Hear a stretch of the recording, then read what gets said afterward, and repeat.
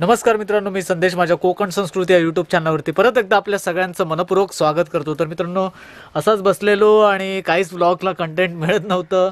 2-3 ठिकाणी जायचं होतं फिक्स झालेलं, पण काही कारणास्तव ते कॅन्सल झालं, कारण ट्रान्सपोर्ट आणि ट्रॅव्हलिंगचं काही साधन नसल्यामुळे हे 2 व्लॉग मला कॅन्सल करावे लागले। काही कारणास्तव नाही मिळालं, पण असंच बसलेलो, नाराज होऊन बसलेलो की कंटेंट काय दाखवायचं तुम्हाला। तर तुम्हाला आज मी दाखवतोय की आमच्या इकडे आता सध्या आमच्या गावामध्ये गवत कापणी होते। गवत कापणी यासाठी करतात की पुढे गुरांना किंवा मग शेतीच्या कामासाठी या गवताचा उपयोग होतो, बऱ्यापैकी केला जातो। पण हे गवत सुकल्यानंतर, कोणाच्या जमिनीमध्ये जे गवत वाढलेलं असतं ते सुकल्यानंतर ते कापलं जातं। कापलं जाऊन मग त्याचे भारे किंवा त्याला ओरंडी म्हणतात। काय म्हणतात हो? वरडी म्हणतात ना हो? वरडी म्हणतात। इकडे आमचे साहेब बसलेत, मी तुम्हाला दाखवतो। ते बांधून आणतात, पण त्याला बांधायला काही रश्या मुबलक प्रमाणात मिळत नाहीत। मग गावचं साधन म्हणजे काय की कशा रीतीने बांधावं, तर त्यासाठी एक बांबू, हे जे आहेत ते बांबू चितात। तुम्ही इकडे पाहू शकत असाल, इकडे ही बांबूची बेट आहे, शिव्यांची बेट आहे। तर ते तिथून ते कापून ते त्याची पूर्ण एकदम बारीशी पात अशी केली जाते, आणि तो व्हिडिओ मी तुम्हाला आता दाखवतो।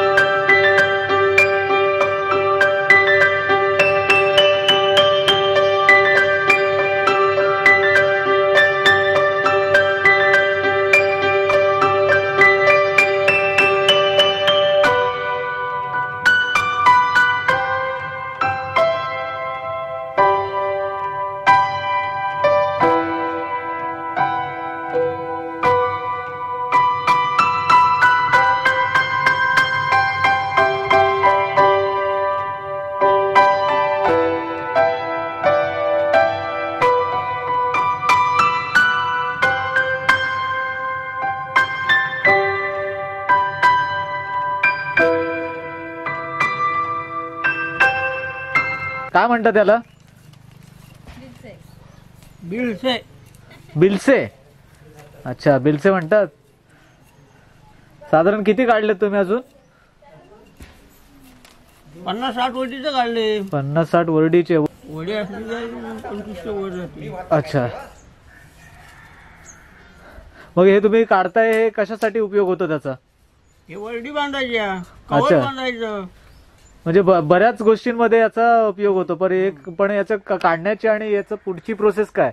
हे तुम्ही सोलून वगैरे काढून ठेवता, मग त्याची पुढची प्रोसेस काय? म्हणजे पुढे त्याला काय करता यार तुम्ही? याच्यात मजबूती येण्यासाठी काय करता अजून? मजबूती काय मजबूतीच असते. अच्छा. याला पाण्यात वगैरे भिजत ठेवतात जसं कात्या ठेवतात तसं? वाढल्यानंतर भिजवायला लागतात पाण्यात. अच्छा. मग हे आता तुम्ही पाण्यात भिजत ठेवणार. बरं, किती तास लागतो एक चिवा किंवा एक बांबू घेतल्याच्या नंतर? किती वेळ लागतो हे सगळं काढायला? 1 तास, 2 तास, 4 तास? 4 तास म्हणजे कंटिन्युअसली 4 तास तुम्ही बसूनच असणार हे सगळं काढत? वा वा. बरं, याचं अजून काय काय बनवता येतं याच्यापासून? याच्यापासून सगळं बनतं. सूप, रवला वगैरे अशा गोष्टी पण बनतात मी असं ऐकलंय. पण तुम्ही हे शेतीच्या कामासाठी करताय, बरोबर? बरं, हे काय कुठे काय मोठं काम आहे गवत बांधणीचं किंवा काय? होय, गवत बांधायचं. छोटासाच व्हिडिओ करतोय मित्रांनो, पाहू शकत असाल. दिवसभर काही काम वगैरे शेतीची कामं असतात, त्याच्यासाठी मल्टीपर्पज असे बांबूचे किंवा चिव्याचे बिलसे म्हणतात याला, याची बारीकशी पात अशी केली जाते आणि ती बांधण्यासाठी कवळ म्हणा किंवा झाडाचे जे आयनाची कवळं असतात शेतीच्या कामासाठी बांधली जातात, किंवा या सुक्या गवताच्या वरडी म्हणतात आमच्या इकडे, त्या बांधल्या जातात. भारे म्हणतात त्याला. त्या बांधल्या जातात. त्या बांधण्यासाठी रस्सी वगैरेचा उपयोग बऱ्यापैकी केला जात नाही. ही इझिली होतं.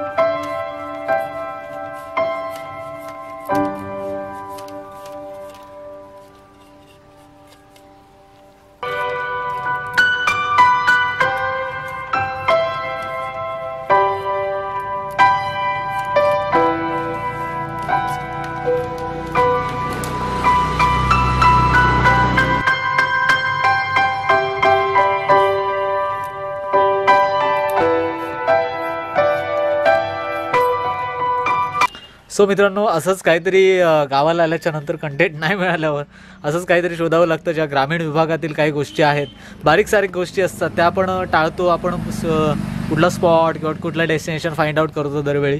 पण यावेळी जरा मी काहीतरी वेगळंच शोधून काढलं आणि ते तुमच्यासमोर प्रेझेंट केलं. असेच आमचे साहेब हे शिगवण साहेब आहेत. हे खरंच खूप हार्डवर्किंग आहेत. हे माणूस कलाकार म्हणून देखील आहेत. ते जुने जाणते नमन या लोककलेतील कलाकार आहेत. यांचं एक वाक्य, एक मोठी डॉक्युमेंटरी फिल्म नमनावरती शूट झाली, त्यामध्ये त्यांचं एकच वाक्य मला अजून आठवतं आहे. त्यांचं एक वाक्य घेण्यासारखं आहे की कलाकाराने स्वतःची कला कधी लपवायची नसते. ती जर कला लपवली तर त्याची ती कला जगासमोर येत नाही आणि ती कला तशीच मरून राहते. तर तुमच्याकडे जर कला असेल तर नक्की तुम्ही जगासमोर आणली पाहिजे, दाखवली पाहिजे. असं यांचं हे वाक्य मी नेहमी लक्षात ठेवलं आणि याच्यापुढेही लक्षात ठेवेन. अशा जुन्या जाणत्या लोकांकडून काहीतरी आम्हाला शिकायला मिळतं आणि ते त्यांच्यात भरपूर अशा कला आहेत. तुम्ही पाहू शकत असाल हे देखील काम करतात किंवा शेतीचे नांगरणीचे वगैरे नांगर वगैरे जे असतात ते लाकडाचे नांगर वगैरे बनवण्यामध्ये देखील त्यांचा मोठा हात असतो आणि हे सगळे कामं ते करत असतात. असंच वाटलं त्यांच्याशी बोलावं, भेटावं आणि ते असंच काढत होते, बिल्से काढत होते. तर त्यांच्याशी भेटलो. हा व्हिडिओ मित्रांनो माझा इथपर्यंतच होता. मला माझा हा व्हिडिओ कसा वाटला हे मला कमेंट करून कळवा आणि लाईक करा आणि जास्तीत जास्त शेअर करा. धन्यवाद.